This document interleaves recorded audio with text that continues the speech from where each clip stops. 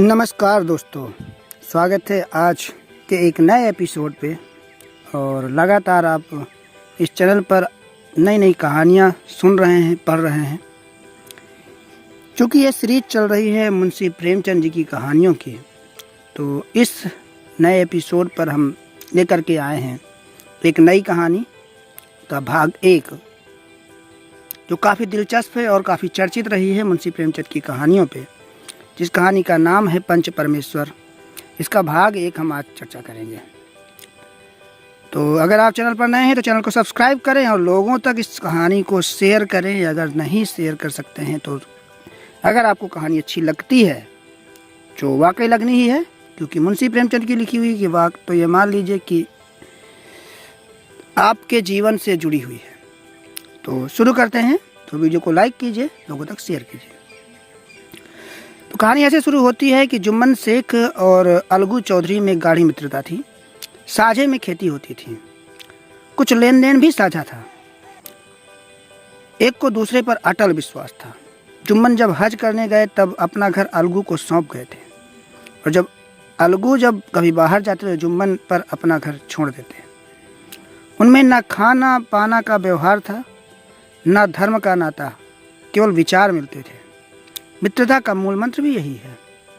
इस मित्रता का जन्म उसी समय हुआ जब दोनों मित्र बालक ही थे और जुम्मन के पूज्य पिता जुमराती उन्हें शिक्षा प्रदान करते थे। अलगू ने गुरु जी की बहुत सेवा की थी, खूब प्याले धोए। उनका हुक्का एक क्षण के लिए भी विश्राम न लेने पाता, क्योंकि प्रत्येक चिलम अलगू को आधे घंटे तक किताबों से अलग कर देती थी। अलगू के पिता पुराने विचारों के मनुष्य थे। उन्हें शिक्षा की अपेक्षा गुरु की सेवा शुश्रूषा पर अधिक विश्वास था। वे कहते थे कि विद्या पढ़ने से नहीं आती है, जो कुछ होता है गुरु के आशीर्वाद से होता है। बस गुरु जी की कृपा दृष्टि चाहिए। अतएव यदि अलगू पर जुमराती शेख के आशीर्वाद अथवा संगत का कुछ फल न हुआ तो यह मानकर संतोष कर लेना चाहिए कि विद्यापार्जन में मैंने यथाशक्ति कोई बात नहीं उठा रखी। विद्या उनके भाग्य में ही न थी तो कैसे आती। मगर जुमराती शेख स्वयं आशीर्वाद के कायल न थे। उन्हें अपने सोटे पर अधिक भरोसा था, और उसी सोटे के प्रताप से आज पास के गांव में जुम्मन की पूजा होती थी। उनके लिखे रेहननामे या बैनामे पर कचहरी या मुहर्रिम में कदम न उठा सकता था। हल्के का डाकिया, कांस्टेबल और तहसील का चपरासी सब उनकी कृपा की आकांक्षा रहते थे। अतएव अलगू का मान उनके धन के कारण था, तो जुम्मन शेख अपनी अनमोल विद्या से ही उनके सबके आदर पात्र बने हुए थे।